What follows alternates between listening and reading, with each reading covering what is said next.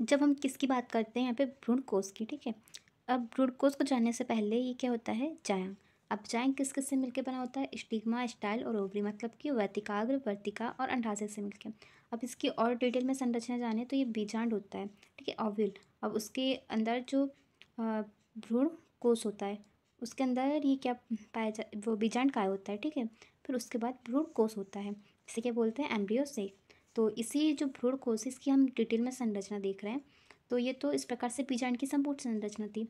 जो ये वाला भाग होता है वो निभाग वाला भाग होता है, और इधर बीजांड व्रंत, और ये होता है बीजांड द्वार।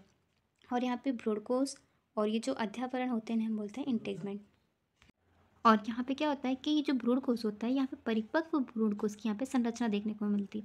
मतलब कि यहाँ पे जो अर्धसूत्र एक प्रकार से विभाजन होने लगता है यहाँ भी दिख रही है संरचना डिटेल में, लेकिन इसमें और अच्छे से दिख सकती है कि जिसमें कि जो क्रियाशील बीजाणु होते हैं वो क्या करते हैं, क्रियाशील बीजाणु अर्धसूत्री विभाजन करके 4 कोशिकाओं का निर्माण करते हैं। फिर ऐसे विभाजन होते जाता है और 8 कोशिकाओं का निर्माण होता है, सॉरी 8 केंद्रक का ना। अब वो 8 केंद्रक किस तरीके से यहाँ पे व्यवस्थित हो जाते हैं, तो इस प्रकार से 3 इधर और 2 बीच में हो जाते हैं।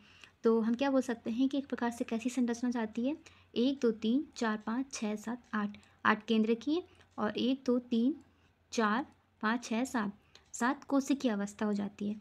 तो इस प्रकार से ये भ्रूण कोश की संरचना हो जाती है। तो इस भ्रूण कोश को हम क्या बोल सकते हैं, एक प्रकार से 8 केंद्र की व 7 कोशिकीय भ्रूण कोश होता है। और जो कंडीशन होती है ना कि कौन सी, 8 केंद्र की और 7 कुश की अवस्था जिस भ्रूण कोश में पाई जाती है उसी भ्रूण कोश को हम क्या बोलते हैं, एक प्रकार से पॉलीगोनल भ्रूण कोश के नाम से भी जानते हैं। तो एक प्रकार से हमने अभी यहाँ पे एक प्रकार से शॉर्ट में किसकी संरचना देख ली, भ्रूण कोश की। और इसको हमने डिटेल में जाना था कि कैसे होता है भ्रूण कोश का विकास, कैसे होता है, ये सब हमने इससे पहले वाली वीडियो में देख चुका है। यदि आपको इसका बेसिक पॉइंट जानना है तो वो वीडियो को ज़रूर देखना, ठीक है। और उसको देखने के बाद ही इस वीडियो को देखिएगा। अब हम देखेंगे भ्रूण कोश तो देख लिया, अब हम भ्रूण कोश के प्रकार को जानेंगे कि भ्रूण कोश आखिर कितने प्रकार के होते हैं। तो इस प्रकार से जो भ्रूण कोश होते हैं वो कितने प्रकार के होते हैं, 3 प्रकार के। पहला एक बीजाणु भ्रूण कोश, या जिसे हम बोलते हैं मोनोस्पोरिक एम्ब्रियो सैक। दूसरा द्विबीजाणु भ्रूण कोश, या जिसे बोलते हैं हम बाइस्पोरिक एम्ब्रियो सैक। और तीसरा होता है चतुष्बीजाणु भ्रूण कोश या टेट्रास्पोरिक एम्ब्रियो सैक। तो इस प्रकार से भ्रूण कोश कितने प्रकार के, 3 प्रकार के। और जो एक बीजाणु भ्रूण कोश होता है ये कितने प्रकार से होता है, 2 प्रकार के।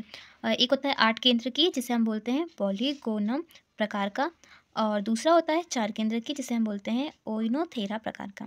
तो इस प्रकार से एक बीजाणु भ्रूण कोश कितने प्रकार के होते हैं, 2 प्रकार के। इसी प्रकार से जो द्विबीजाणु भ्रूण कोश होता है वो भी 2 प्रकार से होता है। पहला क्या, 8 केंद्र की एलियम, और दूसरा भी होता है 8 केंद्र की जिसका नाम होता है एंडीमियोन। इसी प्रकार से जो चतुष्बीजाणु भी होता है, या चतुष्बीजाणु भ्रूण कोश, जिसे क्या बोलते हैं हम टेट्रास्पोरिक एम्ब्रियो सैक, ये भी कितने प्रकार से होता है, 2 प्रकार से डिवाइड होता है। किसके आधार पर, एक तो नो न्यूक्लियर फ्यूजन, मतलब कि न्यूक्लियर के संलयन, जिसमें न्यूक्लियर संलयन या न्यूक्लियर का फ्यूजन नहीं होता उसके आधार पर, और वो जो न्यूक्लियर फ्यूजन मतलब कि जिनमें न्यूक्लियर फ्यूजन होता है वो। तुम देखते हैं कि जिनमें न्यूक्लियर फ्यूजन नहीं होता वो कितने होते हैं, और जिनमें न्यूक्लियर फ्यूजन होता है वो कितने होते हैं। तो नो न्यूक्लियर फ्यूजन किस किस में होता है, एडॉक्सा, प्लम्बैगो, पीनिया, पेपेरोमिया और ब्रूसम होता है। और न्यूक्लियर फ्यूजन किस किस में होता है, तो फ्रिटिलेरिया और प्लम वेजेला। तो इस प्रकार से जो चतुष्बीजाणु भ्रूण कोश होते हैं इसके कितने प्रकार होते हैं, ये 5 और 6 और एक 7, एक प्रकार से 7 प्रकार का होता है। तो इस प्रकार से पूरा क्या था, एक भ्रूण कोश के प्रकार। अब हम इन सभी को एक एक करके विस्तार से इनकी संरचना के साथ जानेंगे। तो जो फर्स्ट भ्रूण कोश कौन सा होता है, एक बीजाणु भ्रूण कोश जिसे हम बोलते हैं मोनोस्पोरिक एम्ब्रियो सैक। तो ये कैसा भ्रूण कोश होता है, ये सामान्य प्रकार का भ्रूण कोश होता है जिसमें क्या होता है, और हम क्या कह सकते हैं कि जो मेगास्पोर टेट्राड में से 3 मेगास्पोर विघटित हो जाते हैं और एक मेगास्पोर सक्रिय होता है। इस सक्रिय मेगास्पोर से भ्रूण कोश का निर्माण होता है। मतलब कि जैसे कि यहाँ पे होता है ना कि भ्रूण कोश में, ठीक है, क्या होता है, एक जो सक्रिय, सॉरी, जो क्या होता है गुरु बीजाणु होता है, ठीक है, उससे जब वो विभाजन करता है तो 4 क्या बनते हैं, मेगास्पोर टेट्राड। अब उनमें से क्या होता है कि 3 तो नष्ट हो जाते हैं, मतलब विघटित हो जाते हैं, और एक होता है जिसे हम क्या बोलते हैं क्रियाशील गुरु बीजाणु या मेगास्पोर, मतलब सक्रिय मेगास्पोर। तो सिर्फ एक रहता है, उसके कारण जो भ्रूण कोश का निर्माण होता है। मतलब कि इसमें एक बीजाणु, जैसे कि नाम से समझ में आ रहा है, इसमें कितने मतलब कि एक होता है, एक गुरु बीजाणु से जो भ्रूणकोश का निर्माण होता है उसे हम क्या बोलते हैं, एक बीजाणु भ्रूणकोश। जैसे कि नाम से स्पष्ट है ना, और यहाँ पे लिखा भी है कि मेगास्पोर टेट्राड में से 3 मेगास्पोर विघटित मतलब नष्ट हो जाते हैं और एक मेगास्पोर सक्रिय होता है, और इस सक्रिय मेगास्पोर से भ्रूणकोश का निर्माण होता है। तो इस प्रकार से कौन सा होता है, एक बीजाणु भ्रूणकोश। अब जो एक बीजाणु भ्रूणकोश होते हैं वो 2 प्रकार के होते हैं।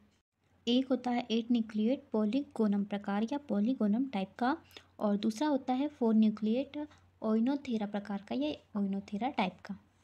तो जो पहला प्रकार होता है इसका कौन सा, पॉलीगोनम टाइप का भ्रूणकोश। इसमें क्या होता है, एक प्रकार से ये सामान्य प्रकार का भ्रूणकोश होता है।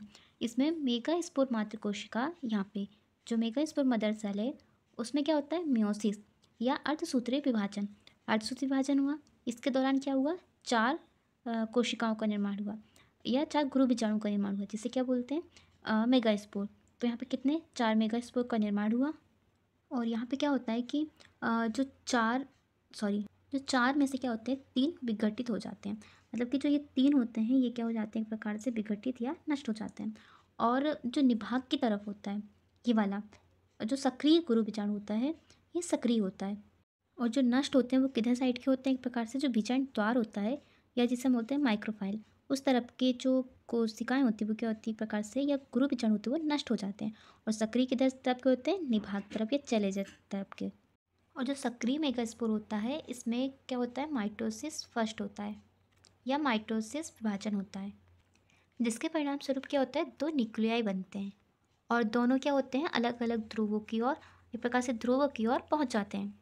इसके बाद माइटोसिस 2 होता है, जिसके कारण क्या होते हैं, दोनों सिरे पर 2-2 केंद्रक दिखाई देते हैं।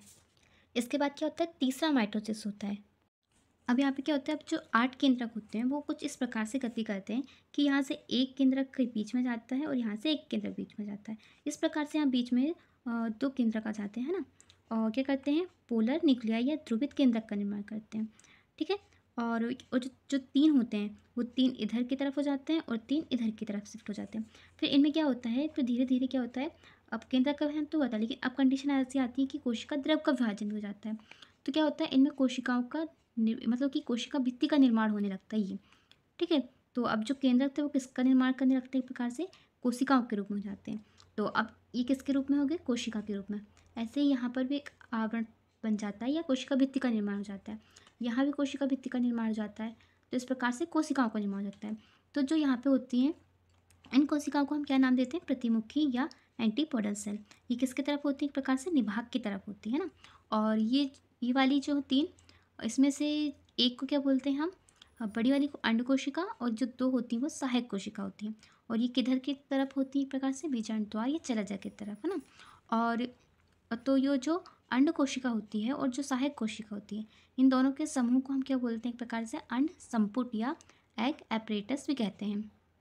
तो इस प्रकार से क्या होता है, हम गिने तो 1 2 3 4 5 6 7 8। ठीक है। इनके अंदर जो केंद्रक है, तो कितने केंद्रक का निर्माण हो जाता है, 8 केंद्रक। और कोशिका की बात करें तो 1 2 3 और ये 4 5 6 7। इस प्रकार से कौन सी अवस्था हो गई, 8 केंद्रकीय व 7 कोशिकीय। तो यहाँ पे हमने कहा था ना ये पॉलीगोनम प्रकार का, तो कितनी न्यूक्लियाई होती है यहाँ पे, कितने केंद्रक होते हैं, तो 8 केंद्रक होते हैं। तो हम क्या कह सकते हैं कि जो पॉलीगोनम टाइप का भ्रूणकोश होता है ये कैसा होता है, 8 केंद्र की व 7 कोशिकीय भ्रूणकोश होता है। तो इस प्रकार से हम डिटेल में लिख सकते हैं और इस प्रकार से स्ट्रक्चर बनाएं तो और अच्छे से समझ में आएगा हमें। अब जो एक बीजाणु का भ्रूणकोश होता है उसका दूसरा प्रकार कौन सा होता है, ओइनोथेरा प्रकार का भ्रूणकोश। अब इसमें क्या होता है कि जो मेगास्पोर मातृ कोशिका होती है ये, इसे हम क्या बोलते हैं, मेगास्पोरिक मदर सेल। इसमें क्या होता है, मियोसिस मतलब कि अर्धसूत्रीय विभाजन होता है। ठीक है। जिसके द्वारा क्या होता है, 4 गुरु बीजाणु का निर्माण होता है या 4 मेगास्पोर का निर्माण होता है। अब इनमें होता क्या है, एक अंतर क्या होता है। अब जैसे कि यहाँ पे क्या हुआ था कि ऊपर की तरफ के नष्ट हुए थे कौन, और जो गुरु बीजाणु होते हैं ऊपर की तरफ मतलब कि किसके तरफ, एक प्रकार से जो बीजांड द्वार होते हैं उसके तरफ के नष्ट हो गए थे। और सक्रिय किधर का हुआ था, निभाग की तरफ। तो यहाँ पे क्या होता है कि अब यहाँ पे सक्रिय किस तरफ का हो जाता है, बीजांड द्वार की तरफ का सक्रिय हो जाता है गुरु बीजाणु। और जो किसके तरफ, निभाग की तरफ जो गुरु बीजाणु पाए जाते हैं वो क्या होते हैं, नष्ट हो जाते हैं या विघटित हो जाते हैं। इसके बाद जो सक्रिय गुरु बीजाणु होता है किसके तरफ का, बीजांड द्वार की तरफ का, उसमें क्या होता है, मतलब कि माइटोसिस विभाजन होता है प्रथम, एक बार होता है, जिसके परिणाम स्वरूप क्या होता है, हम बोल सकते हैं कि दो केंद्रक का निर्माण होता है। और जो दोनों केंद्रक होते हैं वो क्या होते हैं, एक ही ध्रुव की तरफ हो जाते हैं। और यहाँ पे क्या हो रहा था, अलग अलग ध्रुव में चले जाते हैं, और यहाँ पे क्या हो रहा है, एक ही ध्रुव की तरफ चले जाते हैं। इसके बाद क्या होता है, दूसरा माइटोसिस विभाजन होता है, जिससे इसमें चार केंद्रक बन जाते हैं, और ये भी कहाँ पर होते हैं, ध्रुव की तरफ स्थित होते हैं।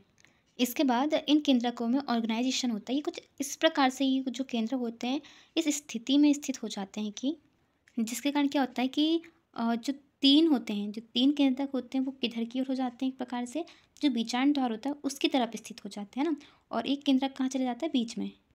और फिर क्या होता है, एक प्रकार से यहाँ पे इनमें क्या हो गया, कोशिका द्रव का विभाजन हो जाता है। अभी तो किसका, केंद्रक का विभाजन होता है, अब कोशिका द्रव का विभाजन होता है, जिसके कारण क्या होता है, यहाँ पे कोशिकाओं का या कोशिका भित्ति का निर्माण स्टार्ट हो जाता है। ठीक है, इस प्रकार से ये और ये और ये, तो इस प्रकार से ये किसके रूप में चेंज हो जाती है, कोशिकाओं के रूप में। तो अब यहाँ पे कितनी, चार कोशिका बन जाती है ना। तो अब यहाँ पे क्या होता है कि जो बीच वाली होती है उसे क्या बोलते हैं हम, अंड कोशिका, और आइट साइड होती है उनको क्या बोलेंगे, सहायक कोशिका। और ये दोनों मिलके क्या कहलाती हैं, एक प्रकार से जैसे कि यहाँ पे कहलाता है एग एपरेटस या अंड संपुट भी बोलते हैं।